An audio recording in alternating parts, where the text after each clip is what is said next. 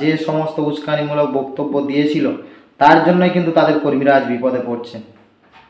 এই কথাটা আপনারা এই ভিডিওর মধ্যে দেখতে পাবেন, আর সত্যতাটা আপনারাই বিচার করবেন যে এই সকল নেতারা কখনো সংবিধান মেনে কথা বলেছিল কিনা।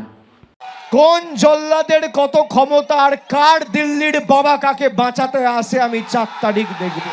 ফল বেরোনোর পর বিজেপির ঝান্ডা ধরার লোক যেন এই মাটিতে না থাকে। বলবো 4 তারিখ বাংলায় থাকবেন আপনি, 4 তারিখ দেখা হবে।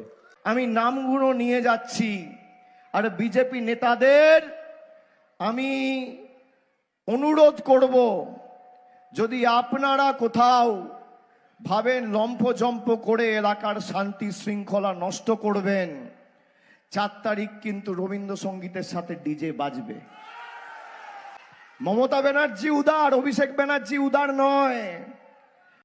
ভিডিওতে আপনারা দেখলেন যে সকল তৃণমূল নেতারা এই ধরনের উস্কানিমূলক বক্তব্য দিল, তারা কেউ গণতন্ত্রে বিশ্বাস করে বলে আমি মনে করি না, তারা ভারতবর্ষের সংবিধানকে মানে বলে আমি বিশ্বাস করি না।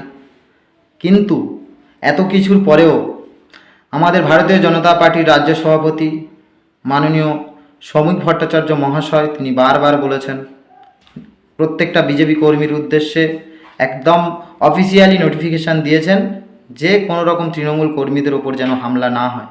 এখনও পর্যন্ত তাই বিজেপি কর্মীরা এখনও পর্যন্ত শান্তি শৃঙ্খলা এবং গণতন্ত্র সংবিধান সব কিছু বজায় রেখেছেন। কারণ